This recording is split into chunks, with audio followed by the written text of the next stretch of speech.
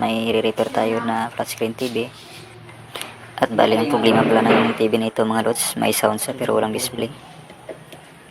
At nang binuksan ko ito lods, ito yung laman niya. Bali na-repair na pala to dati at nilagyan lang ng DIY na backlight driver. Ito, tanggalin muna natin lods yung mainboard niya para matingnan natin ng maayos.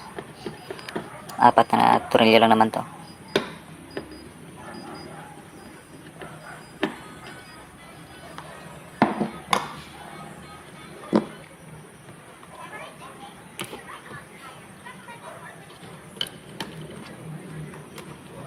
Ayan, dandahan lang mga lods. Ayan, kung makikita nyo, yung nasa tabi niya na maliit na board, yun yung ginawa nilang DIY na backlight driver.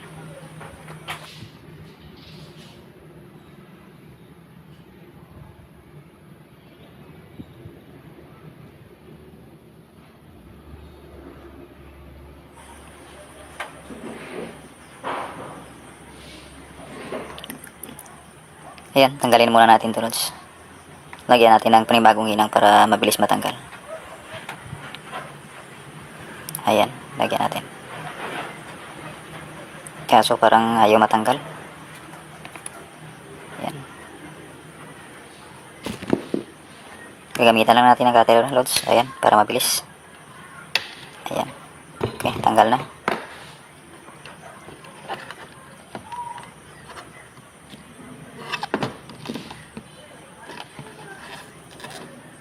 Ito yung ginawa nilang DIY na backlight driver. Tanggalin natin to.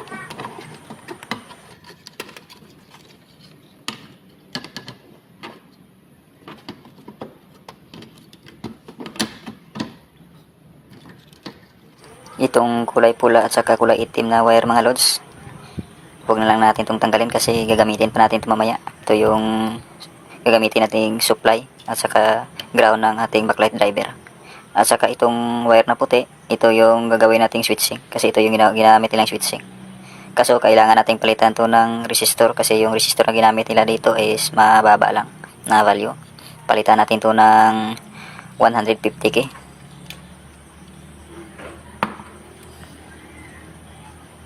Ayan, putulin na lang natin. At ito nga pala yung connection niya sa backlight. Paputang backlight na to.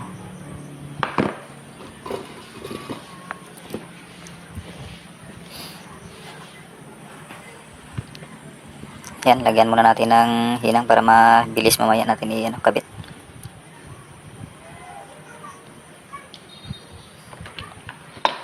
Ayan, ito yung gagamitin natin mga lods na backlight driver. Ayan.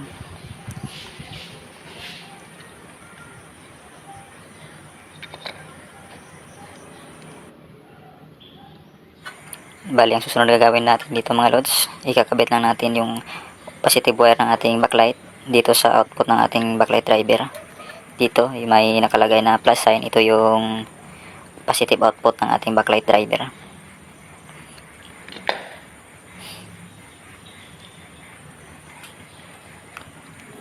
Ayan, dito mga lods sa gitna, may dalawang pin dyan. Yan yung positive na supply. At saka yung sa gilid, ayan yung dalawang terminal, yun yung negative. Lagay din natin yung negative na wire papuntang backlight natin. Ayan. Ayan, nangin lang natin ng maayos mga lods. Ayan. At pagkatapos natin ikabit yung mga lods, ang susunod natin na gawin, ikakabitan naman natin siya ng supply. Dito tayo kukuha sa 12 volts. Yan. Ang pula na wire, ito yung 12 volt supply. At saka yung black, yun yung negative. Yan. Ang supply nga pala ng backlight driver na ito mga lods, 12 volts hanggang 24 volts. Kaya niya pa yung i-operate yan. Lagyan muna natin ng hinang itong mga wire mga lods para mabilis natin ikabit. Yan. Ayan, yung itim mga lods, ilagay lang natin dun sa ground. Ayan. Kung makikita nyo, may naka-indicate yan na ground. Ayan. Diyan natin ilagay yung ground. Tapos, ayan, hinangin lang natin ng maayos. Ayan. Double check nyo lang magkinang kayo mga lods. Baka magkadikit-dikit. Ayan, pagkatapos may nang ground mga lods, isunod naman natin itong BCC or supply, 12 volts. Ayan. May nakalagay naman dyan na BCC. At pagkatapos nyan mga lods, para gagana yung ating backlight driver, ay kailangan nating lagyan ng switching. Ayan. Ito yung ginamit nila kanina na switching sa DIY backlight driver nila. Bali, ang gawin natin dito mga lods, palitan lang natin to ng resistor na 150k. Ayan. Lagyan mo natin ng hinang. Bali, ang supply pala nito mga lods, galing pala to sa panel. Ayan. Kung makita nyo mga lods, may naka-indicate dyan na on and off. Diyan natin ilalagay yung resistor. Ayan.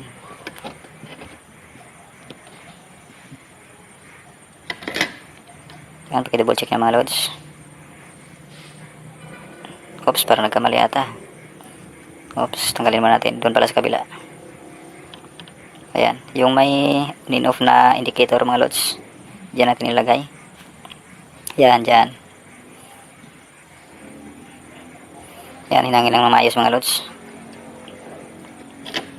Ayan. Pagkatapos, ihinang natin yung wire na galing sa ating tapboard. Doon tayo kukuha ng supply na pang switch para hindi agad ilaw yung ating backlight. Saka na lang siya iilaw kapag naka-power on na yung TV. Ayan. Ayan yung wire. Ayan, dyan natin ilalagay sa may butas para hindi agad mabaklas. Tapos ihihinang natin sa nilagay natin kanina na 150k na resistor. Ayan. Ayan sa ilalim. Ayan natin ang hinang mga loads para mabilis. Ayan. Ayan, hinang lang natin mga loads. Ayan.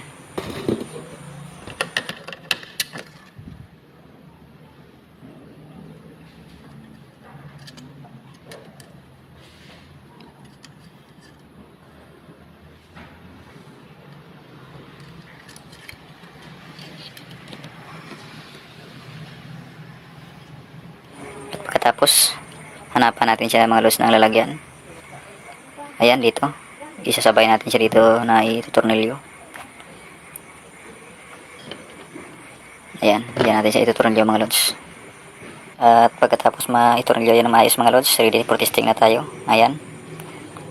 Test natin kung okay ba yung ginawa natin. Ayan, okay. Okay na mga loads. Lumabas na yung volume signal. Ayan.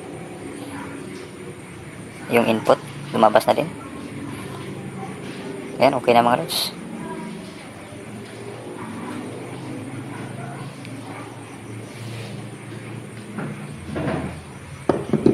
Ayan, muna natin at saka ibalik natin sa lalagyan. Ayan. Bali dyan po nilalagay itong TV mga loads.